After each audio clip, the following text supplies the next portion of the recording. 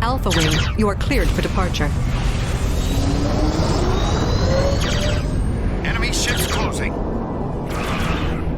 Engaging. Weapons free. Target. She's vulnerable. Fire. For the Empire! Fire at will.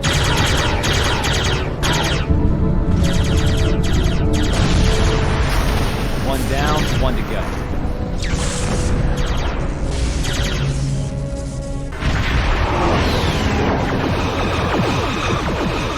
Looks like I arrived just in time.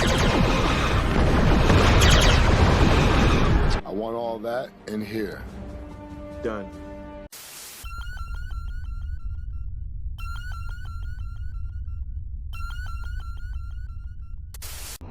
Okay, I have done a significant amount of work on this character. It is the next day. I finally got... I was actually thinking of a different character from FASA when I made his appearance initially. I have since corrected that. So this is a bit closer to what I intended. Okay, so we're going to go into space. I probably have to mess with my tray a little bit.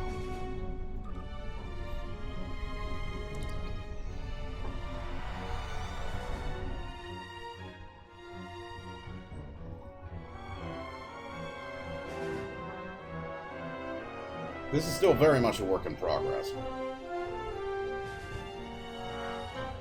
That's also pretty much peak hours, so loading screens are going to be dog shit.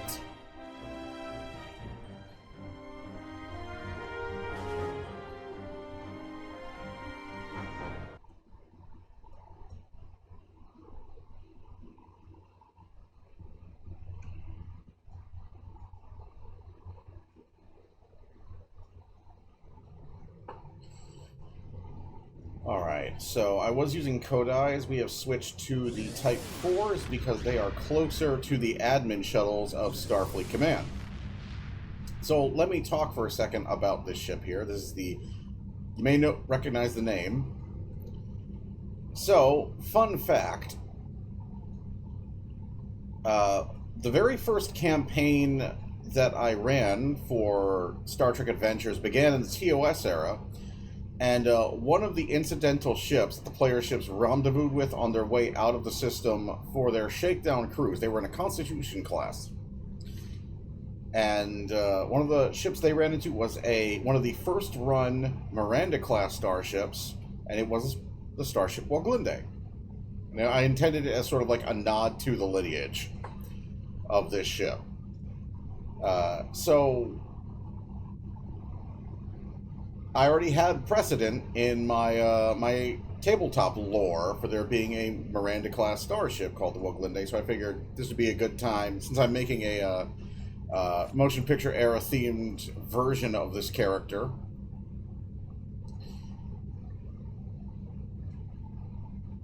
That this might be a good opportunity to flesh that out a little bit. This is also the Malachowski. This is the multi-mission command cruiser. Why is... Oh, for the love of... fireworks. Give me... There.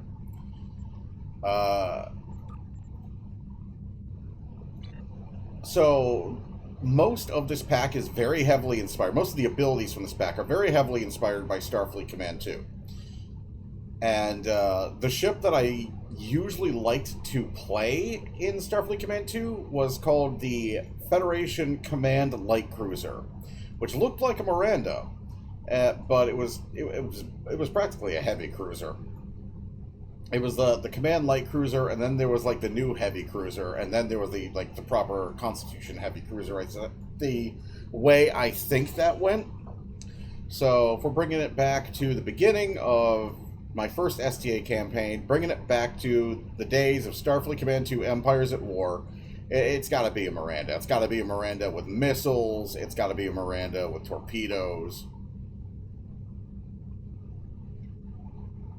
It's what it's got to be.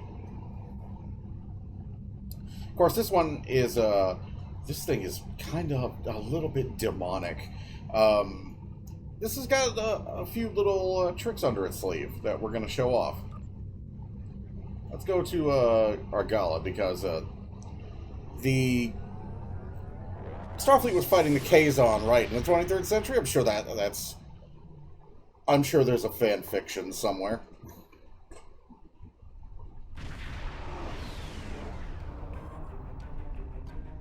Okay, first of all, none of that.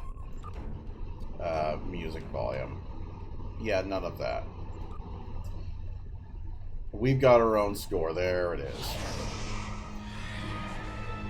Also, it has the mines that exploded on me.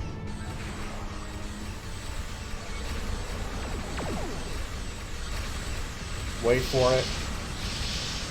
Or don't.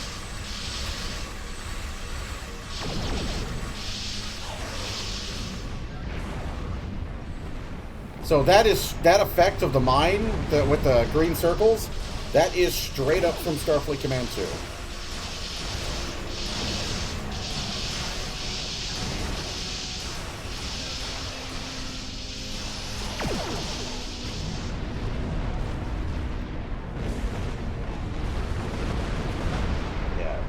Get out of there. You have entered an area control. Looks like our fight got them to notice us. Let's go over and ask if their boss might come out of hiding. This is about to get real ugly for them.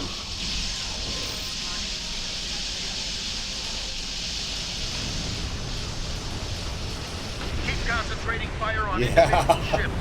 Separate them and whittle down their numbers. This thing is nasty now.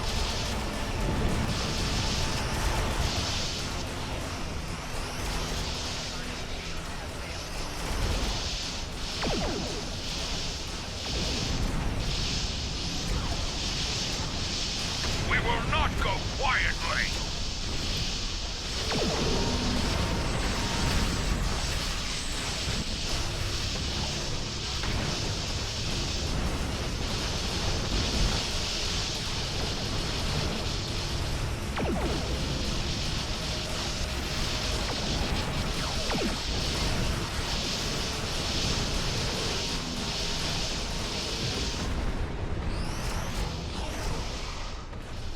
Oh, gotta come about.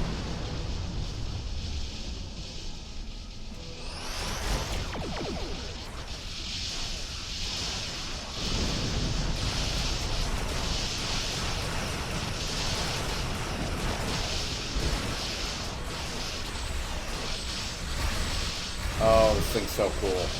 You will stand down and surrender to the Benton Guard. Alright. So let's show off.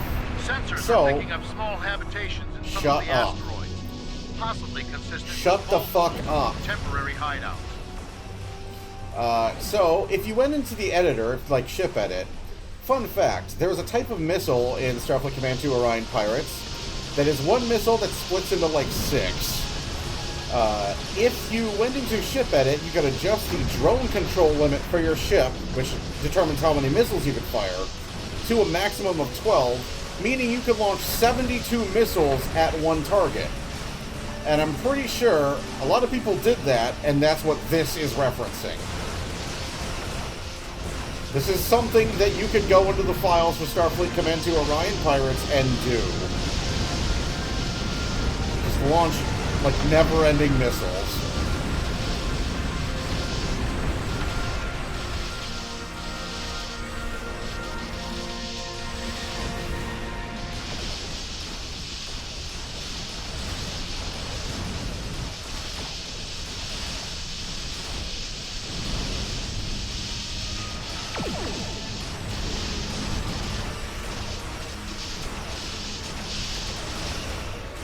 We do what we want, where we want.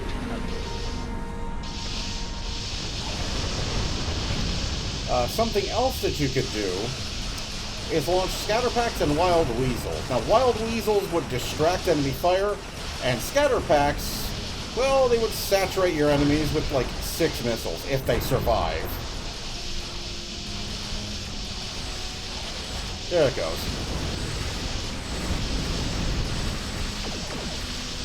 Now, getting a scatter pack shot at you in the Starfleet Command 2 was a big deal, because your ship has a limited capacity to deal with missiles. You can set phasers to point defense, you can use tractor beams to hold them at bay, but all that costs power. Picked up a night beam transmission on a new frequency. We're jamming that spectrum of their comms now, but it was probably a call for assistance. All that costs power, and you only have so many reserves in that game. It's not like this game where basically power almost doesn't matter.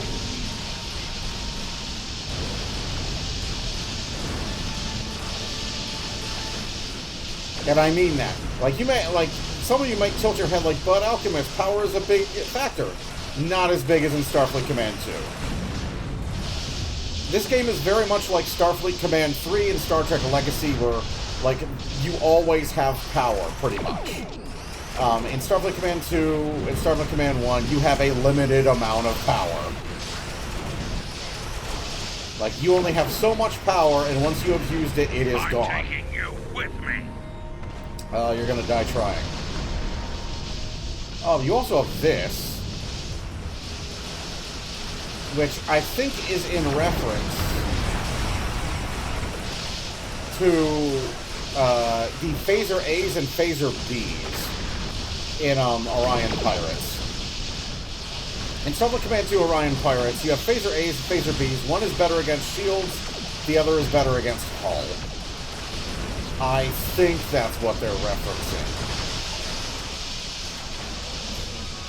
with those torpedoes, because they're like multicolored. The blue ones are effective against shield, the red ones are effective against hull, and then you just have like big explosive ones that are proximity detonating, which is another thing you could do in Starfleet Command 2.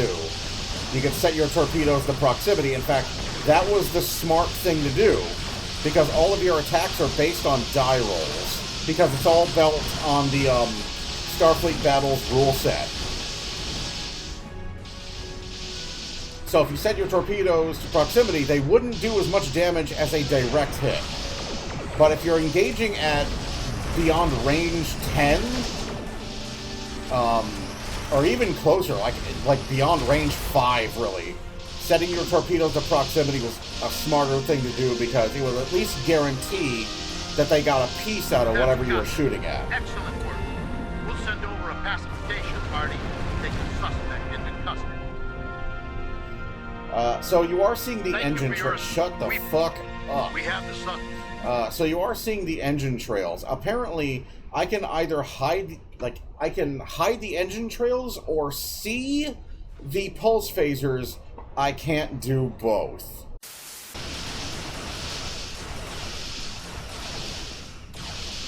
Why can I not see my beams?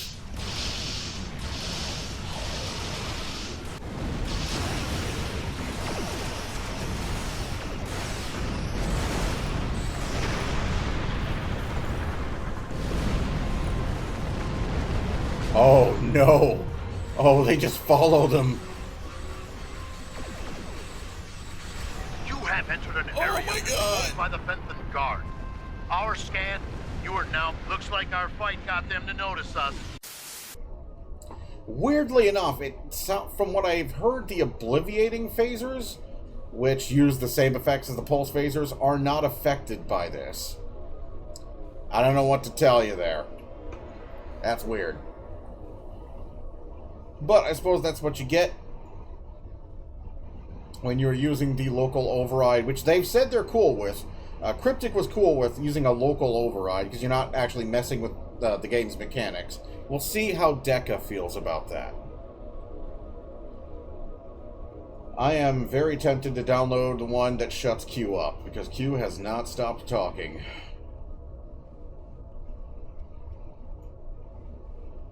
This is a beautiful ship. This is a beautiful ship from a beautiful era of Star Trek ship designs.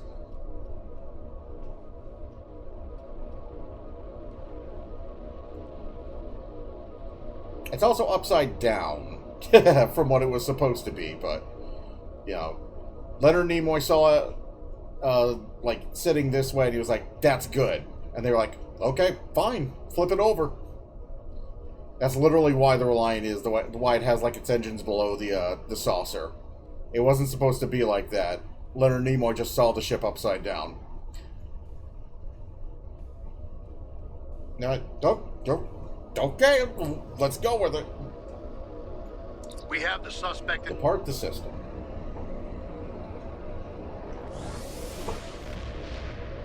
Now, what you didn't see is another trait that comes off of the Pioneer 2. I've mastered just about all of the ships now that come in the pack.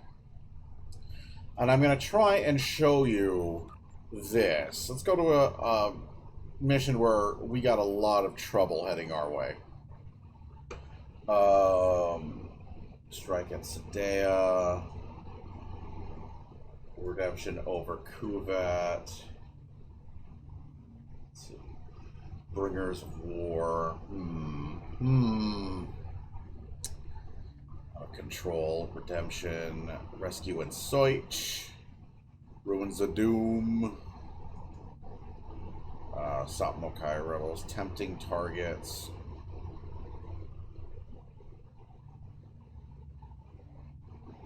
Trouble over Tear. I guess we'll go to Trouble over Tear.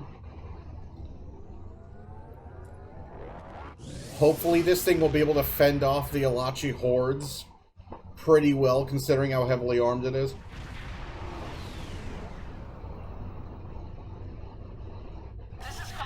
Yep.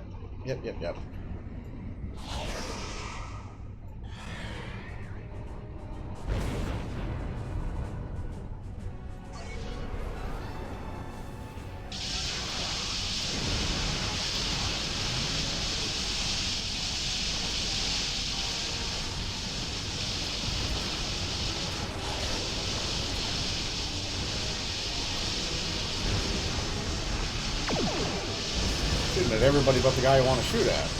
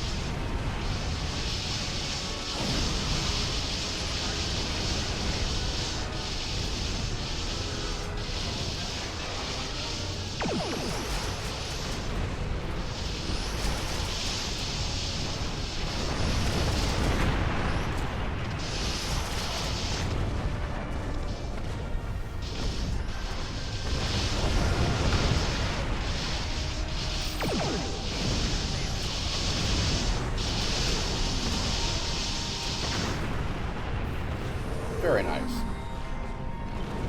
Phasers could use a bit more punch, but I'm working on that.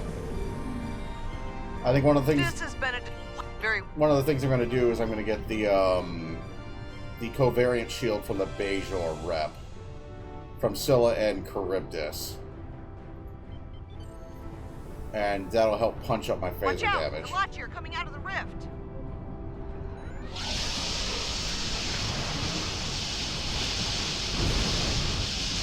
Target those Alachi and fire.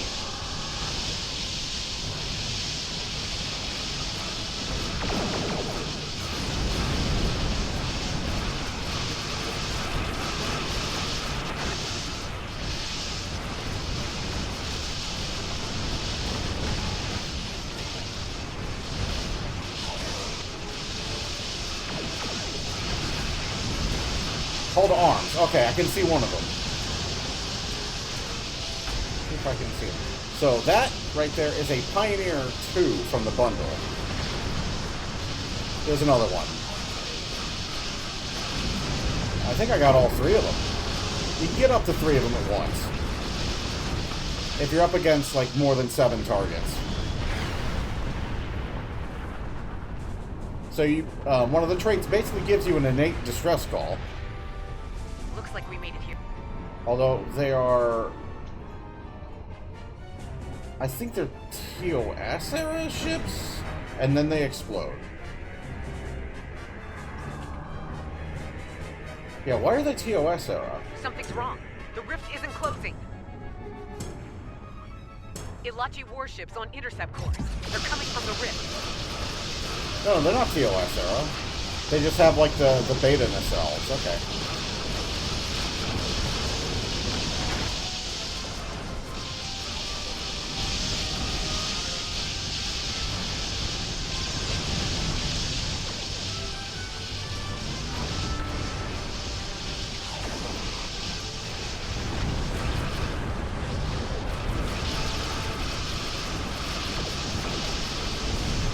So another reason why I picked the Miranda instead of one of the newfangled ships.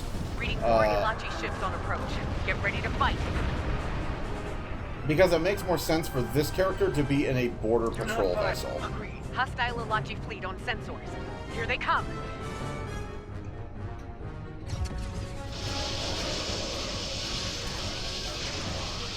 Liberator, we're ready to begin the process.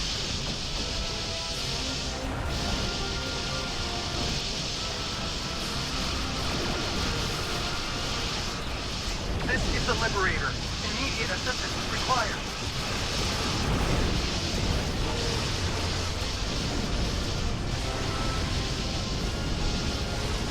Get some scatter packs going on.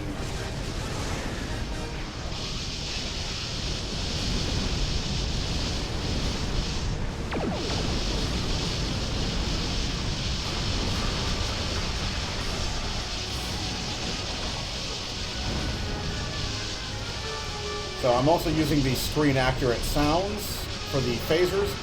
Sounds a lot like almost like Star Wars, doesn't it?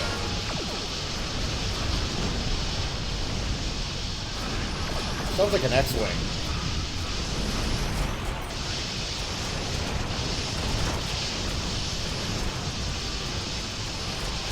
This is the Liberator. Immediate assistance is required.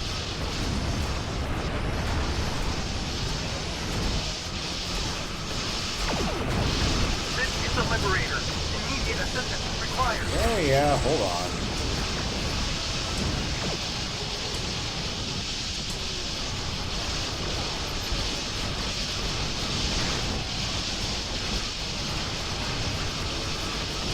Dispatch some scatter packs and fire some broadsides. I'm fairly certain this broadside, it isn't on the Shangri-La, it's on the Gagarin. But I'm fairly certain this is a reference to Picard. Taking enemy fire.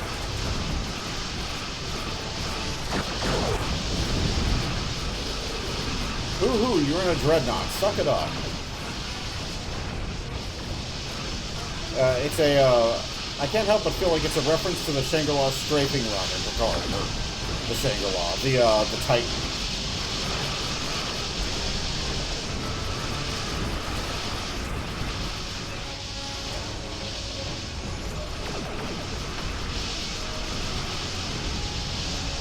AKA the ship no one can agree on how big it is.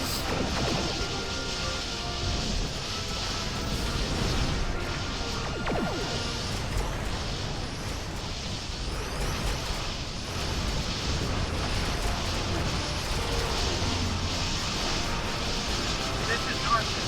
The Liberator is taking enemy fire. Yeah, no shit, Sherlock, everybody is. No, don't defend. Attack. This is the Liberator. Immediate assistance is required. Would you shut the fuck up?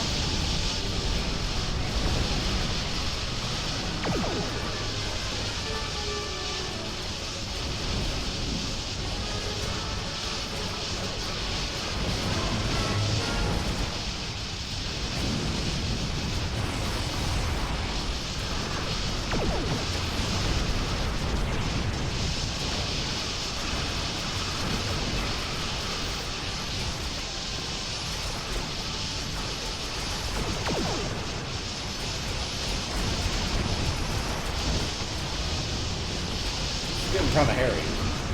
This is the Liberator. Initiating drift closure process now. Some Ilachi vessels remain. They must be dealt with.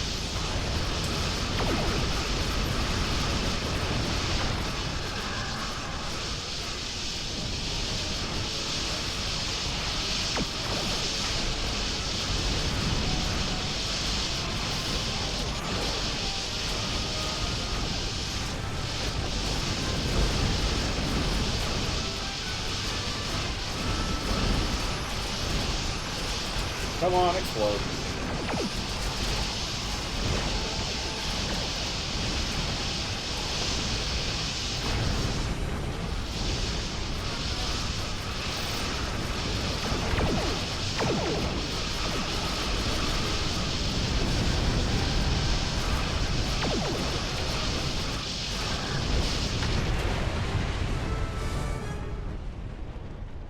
There we go.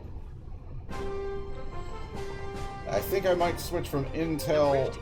Attacks like these are going to continue. So I think I might switch from Intel to Pilot. Because right now I have Command Intel, I think. Yeah, Command Intel. I think I might switch that to Pilot for the defense and turn rate. Pilot intelligence?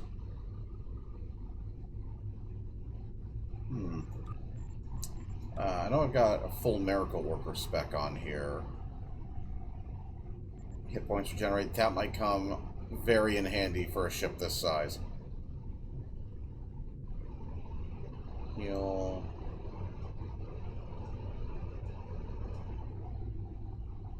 Give her all she's got.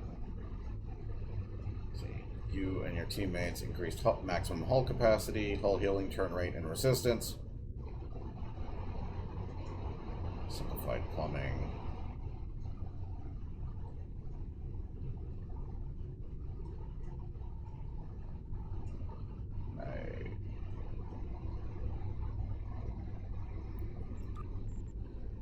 But I know Intel gives me flank. So here's what we're gonna do. Right now I got Command. I'm gonna switch that to Pilot.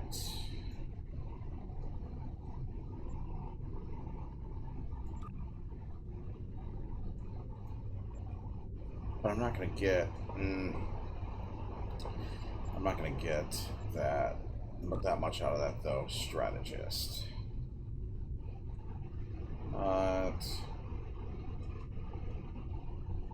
Diversionary tactics, attrition warfare.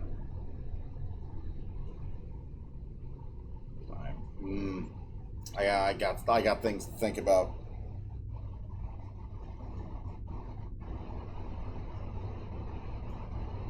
I got some things to think about here.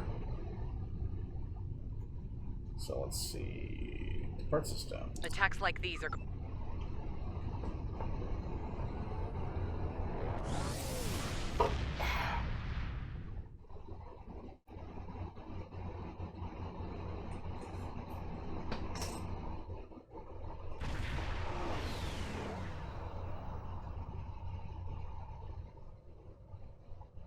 I am small. I am very small. I'm super small. Holy shit.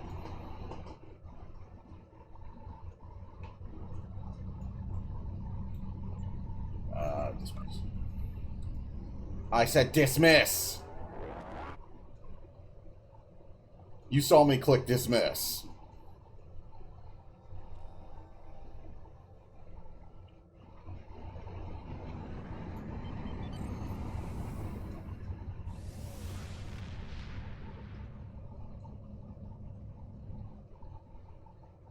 Full impulse is not. Eh, fuck you.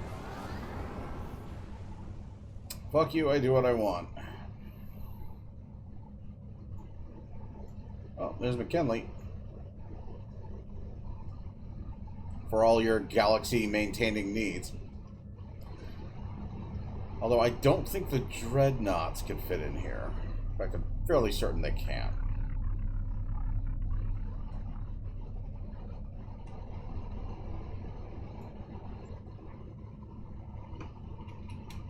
Let's see, where are the specs at? I think I see some things over here. Now I'm curious. Or is that just like a map chutz or something like that? It might just be like a weird map stuff. Oh yeah, okay, so all the dry docks are on the opposite side of Earth space dock, except for Mount McKinley, which is right there. Gotcha. Oh.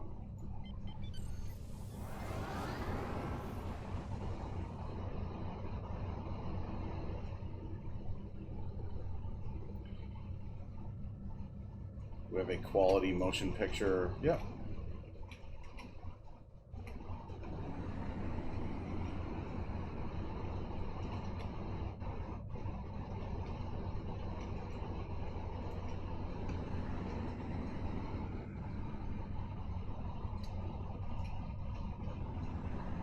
There we go.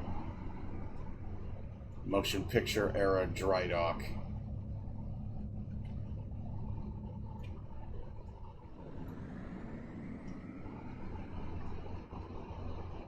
So, something you could do in Starfleet Command 2 is every once in a while there would be a mission with a dry dock in it. Like a repair station. And you could just like pull into the repair station and fix up your ship. This was vital. This was a godsend whenever it happened.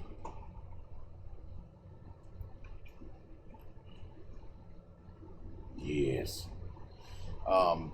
Because the name of the game with the old Starfleet Command games, not so much in Starfleet Command 3, was resource conservation and resource management. Your ship had limited capacity for just about everything. And especially if you were commanding a wing of multiple ships, fixing that shit tended to cost prestige. Prestige was basically your currency. You earned or lost prestige based upon your mission success rate and the things that you did in those missions. They tried that earlier on in this game's life with something called Starfleet Merit, which is basically a direct reference to the prestige currency from the Starfleet Command games. They never really... You used to require Starfleet Merit to get a new ship. But they basically just treated it like a currency as opposed to how Starfleet Command treated it. For example, you earn prestige by completing missions and conducting yourself basically in a manner befitting a Starfleet officer, right? So you gain a lot of prestige, you get yourself a big ship. Let's say you get like a Yamato, for example. It's not in the game yet. But you get like a Yamato battle cruiser. And you lose that ship in a fight. Well, that costs... Not only did you lose a ship that cost a lot of prestige, but losing that ship costs you a shit ton of prestige. Especially if you lost, like, your crew. Because you had buffs of a sort in the Starfleet Command games. Again, a lot of Star Trek Online is referencing the older games in its design. And so you wouldn't get a game over, but it would set you back, and you'd basically have to earn your way back into Starfleet's good graces by completing missions and, again, conducting yourself as a Starfleet officer would. This is actually a thing I wish this game did, because people tend to charge in willy-nilly and get blown up, and there's really no consequence for it whatsoever. And there's no story that way, too. There's no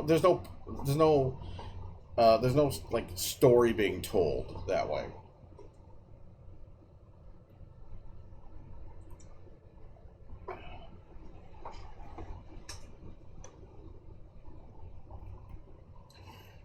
But if you want to, if you want to come up with like story ideas for your Stowe character, go on over to a Good Old Games and play Starfleet Command Gold Edition. Especially if your character is motion picture era themed or TOS era themed, you'll get a lot of good ideas from the shit that happens to you in that game. So this, in fact.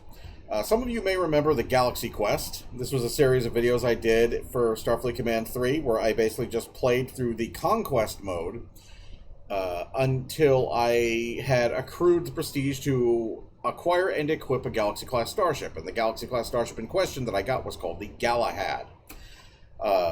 The character that I made in that game was named Mason, And most of the characters that Mason has in this game are actually named for the bridge officers we acquired in that run.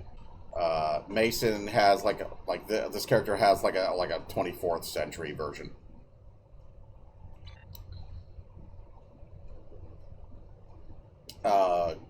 I believe this was the Delta Recruit for PS4 that I made way back in the day. I remade him on PC a while ago. I haven't really gotten around to properly equipping him, but that character does have a history, or he has a lineage, shall we say, of a sort. And this version of the character is part of that. So I figured it might be appropriate to equip him as a TOS character for now. But he's got the phaser, which is actually pretty damn good. Let's go fight some Borg. We'll go on normal, because I don't feel like remodulating right now. And my buffs are not well equipped. We'll show it off a little bit. I'm thinking of putting Vron. That's the name that just popped up. He's no resemblance to Sean at all. Or no relation, at least. Shut up, I hate you. But this thing is actually pretty good, although the primary fire is a letdown. It's a letdown. The primary fire is basically just the TOS phaser. Whereas the secondary fire is the send the Klingon flying backwards from Star Trek 3.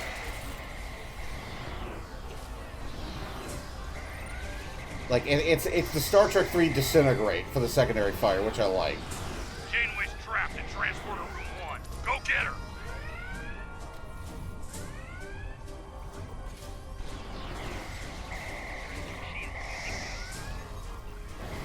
Although it's kind of ghoulish, but they could have added the scream as well. Because there's a very specific scream that they always play whenever somebody gets disintegrated like that. Incoming hostiles! Damn! She has partial transporter access. Side to side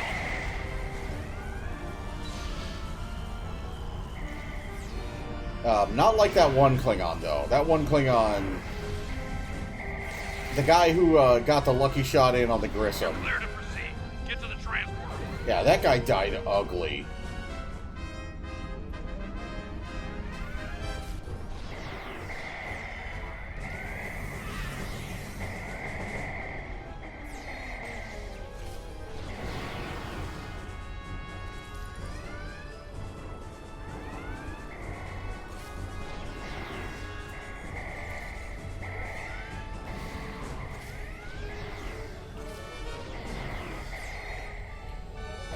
So yeah, this thing is vicious. Yep.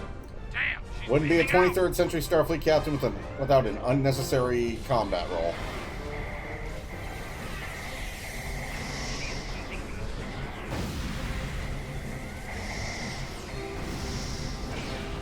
What the hell's going on?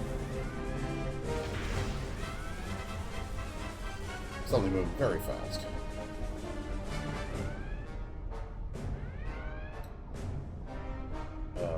Good news. I hate Timok with a passion. I don't want to hear what you have to say. I just want you to be quiet.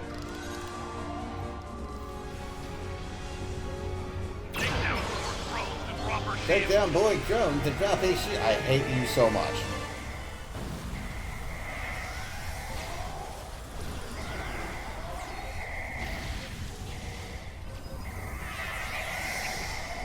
Take down 4 drones to drop her shield. Her shield is down. Now's your chance. Open fire. I don't know why I did that, but I did.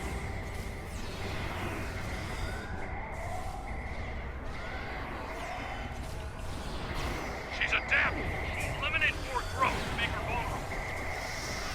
Why can't we just remodulate our weapons if she's adapted to them? Her shield is down. Now's your chance. Open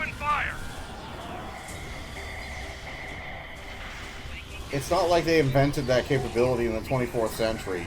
They could do it in the 23rd. Deal with any remaining drones while you can. Oh, Depair is unconscious. I have not spec'd these characters for ground combat at all, pretty much. This variant of this character is very early days.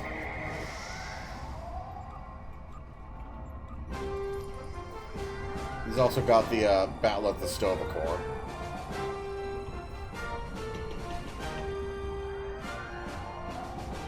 Impressive work. Starfleet intelligence is on the way to have a good word tomorrow, along with Admiral Janeway on board the Voyager. Somehow, I'm feeling they won't be talking about coffee. Shut up. Duty calls. Shut up. Just let me mess with my holster. I hate Timuk with a passion. Impressive work. If you are a game developer and you think it's a good idea to constantly have the game nag the player every 5 seconds to do something that's fucking obvious, stop it. Get some help.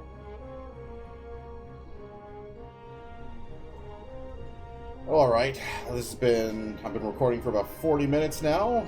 I got like at least an hour of footage from yesterday to go through. So, yeah. And I got a game to run tonight. Jeez. I got a full day of work ahead of me. So, from the 2270s, the crew of the Woglinde NCC 1862, because the Woglinde is 92862 in the 25th century, so yet another call forward, I guess, to the lineage. I'll see you guys later. And I will probably be doing some randoms in this ship once I've ironed out the kicks and done a little bit more kitting out of the ship and crew. See you guys later.